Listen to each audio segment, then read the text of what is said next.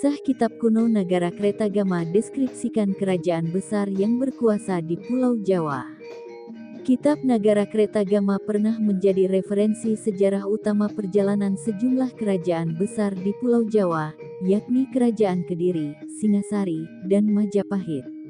Ketiga kerajaan itu telah menjelma menjadi kerajaan yang disegani di Nusantara kala itu, bahkan ada yang memiliki wilayah hingga semenanjung Malaya, yang kini masuk negara Malaysia. Namun apa sesungguhnya isi Nagara Kretagama yang menjadi referensi sejarah utama? Nagara Kretagama memang menguraikan keagungan Dyah Hayam Wuruk Sri Rajasa Nagara, khususnya dan keagungan negara Majapahit pada umumnya. Nama Nagara Kretagama berarti kisah pembangunan negara.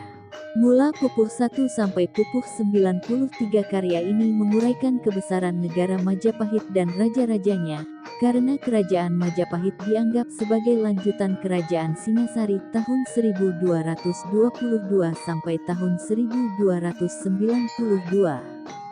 Tak heran sebagaimana dikutip dari buku Tafsir Sejarah Nagara Kretagama dari sejarawan Prof. Slamet Muljana, maka Nagara Kretagama juga mencakup sejarah raja-raja Singasari dari pendirinya Raja Rajasa sampai Raja Kertanagara, raja terakhir Singasari yang mangkat pada tahun 1292, yang tercantum pada Nagara Kretagama pupuh 40 sampai 49.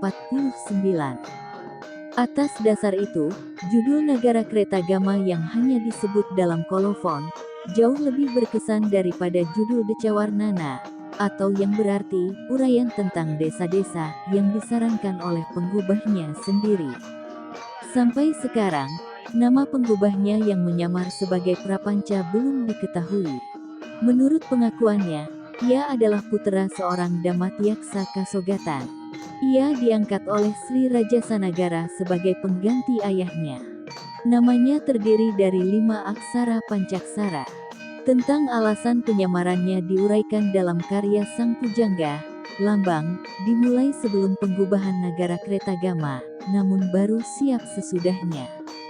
Dikatakan dalam pupuh 13, Sang Pujangga sengaja mengambil nama samaran dan diam di suatu desa sunyi sepi, karena takut kalau diketahui namanya yang benar, ia akan tetap tinggal di sana sampai akhir hidupnya. Nama Prapanca sebagai nama Damatyaksa Kasogatan memang tidak pernah tercatat dalam prasasti manapun. Oleh karena itu, namanya yang benar perlu dicari. Akibat kekaburan itu, timbullah rabaan bahwa ayah Sang Pujangga bernama Dang Acarya Nada. Rabaan itu tidak pernah dibuktikan, semata-mata hanya berdasarkan nama Winada yang disebut dalam Nagara Kretagama pupuh 96. Di mana dan dalam suasana bagaimana Sang Pujangga menggubah karyanya Nagara Kretagama, beberapa ahli sejarah menyebut perlu diteliti dengan cermat, karena hal itu mempunyai pengaruh kepada watak puja sastra Nagara Kretagama, yang dapat mengubah pandangan sejarah. Sampai sekarang, anggapan yang berlaku ialah karya tersebut digubah oleh Sang Pujangga dalam fungsinya Damatyaksa Kasogatan atas perintah atau kehendak Sri Rajasa Nagara.